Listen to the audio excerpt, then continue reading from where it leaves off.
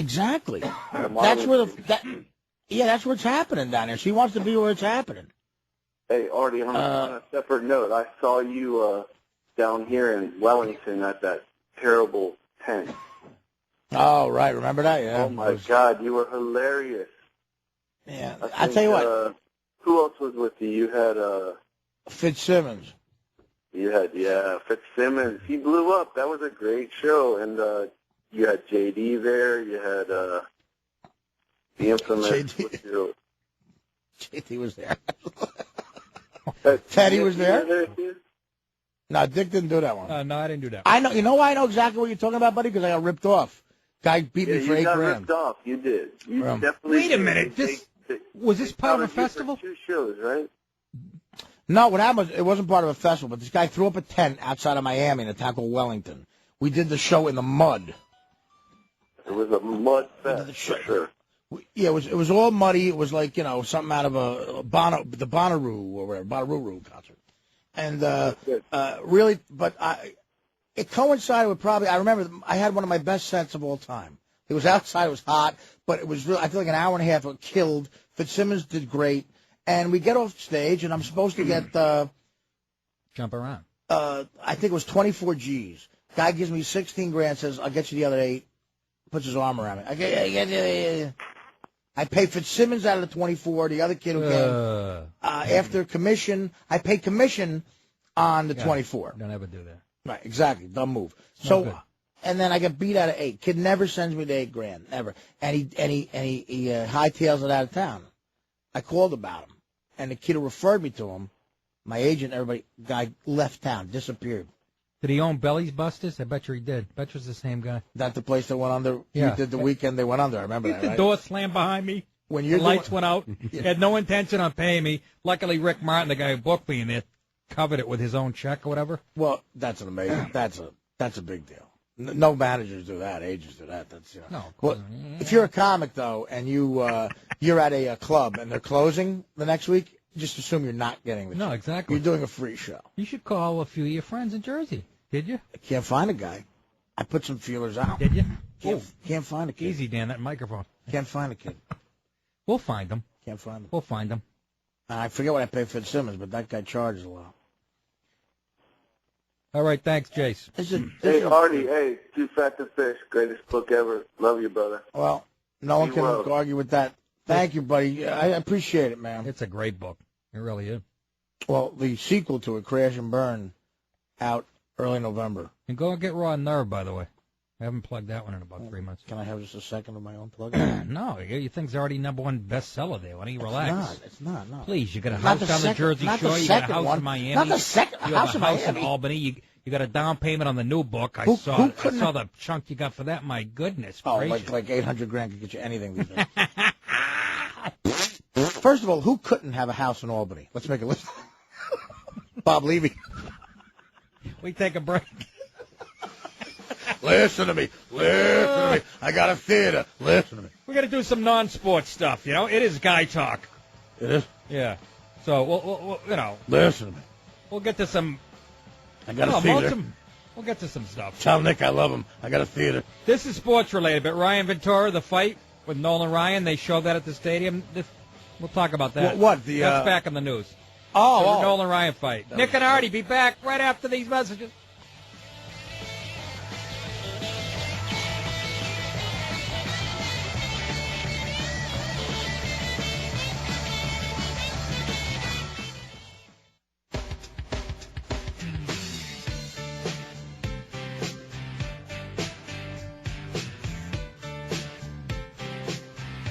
Charlie Rose, Oprah Winfrey, Barbara Walters, Nick DiPaolo, and Artie Lange. The dream team of pickup basketball.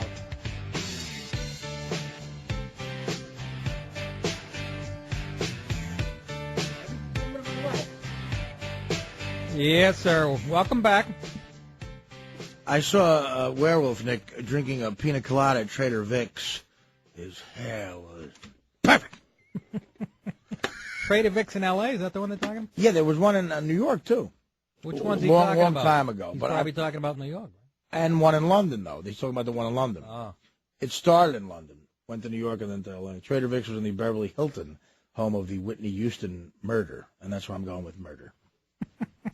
Where was Al Sharpton? Does anyone know where Al Sharpton? Mr. O'Reilly, I never, what I said was, I never said that I did not, I was not in the hotel at that time. What I said was, that's Sharpton, that ain't bad. The prosecution. The prosecution said what I said. Well, if you remember what Tawana Brawley said, no one manipulates me or my family. I told Bobby Brown today's about Whitney, and I tweeted that. Doing the math, I tweeted it's about Brittany, Bobby. See, Bobby, the girl, the daughter, Whitney's daughter, Bobby Christina, is interviewed by Oprah this upcoming weekend, or like 3 days from now. Oprah's got the big interview. Oprah's going to just pick, like the vulture she is, she's going to pick the meat off that carcass, isn't she? The own ratings are a little down. I used to do a thing about Greta Van Susteren in my act. She's the first one when somebody famous died. Right. Every funeral home in L.A. has her on speed dial. Every time somebody famous dies. No, I'm sure, and she loves. And I compared her to one of those buzzards that shows up the minute there's something dead. Exactly what they are. And I says, it's circling, and then I mentioned a bunch of people who died recently, and the crowd would get bummed out. But you'd be right. Then I'd say, then circling the career of Nick DePaul, and everybody would laugh at me. You guys should know that while Nick is doing that, he's doing an eagle. Flapping my arms. Flapping your arms. I'm doing this like I'm on TV. But no, it helps the character. Oprah Winfrey, this is that bull crap she tries to get by you, and you get you to buy into, like, she's so sensitive. She's for, the people. She would never do anything wrong. She has $200 trillion. And so this year she'll make $200 trillion and $3. She picks the carcass dry of Whitney Houston's death. Bobby Christina. Yeah, a lot of counselors would say, you know what she needs to do? An interview on national television, Oprah. That's perfect for her. Gutter snipe. Exactly. Hey, Artie, so he was a comedian, Tony Horton? Of course, he's still a comedian. No, but how'd you like to follow a guy with that energy? He's doing his funniest work right now. How'd you like to follow him with that energy? Yeah, I know. No, you're looking in the doorway, and right. You're going on next. It's the worst. And he's walking on his hands. It's the worst. I followed Dane Cook one night at Dublin's in L.A., Tuesday night, a room he owned, okay? And I'm going on after him. NSYNC is in the crowd watching because they're fans of Dane Cook. They were like, this is when Justin Timberlake. Is this true? Nick, NSYNC was in the audience? This is probably, yeah. All right. This is probably the worst scenario to go on to stage and do stand-up.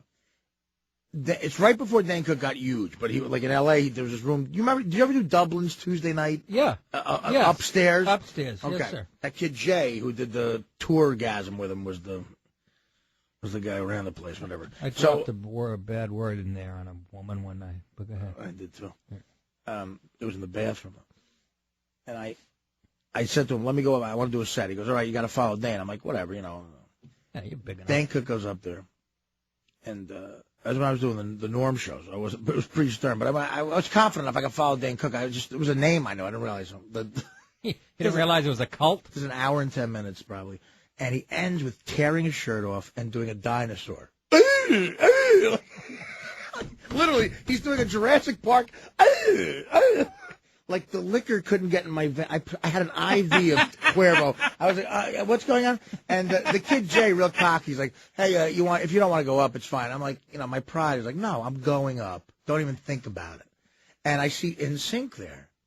Oh. I go, what are they here? She goes, yeah, they're fans of Dane. Okay, they're laughing. He goes, boo!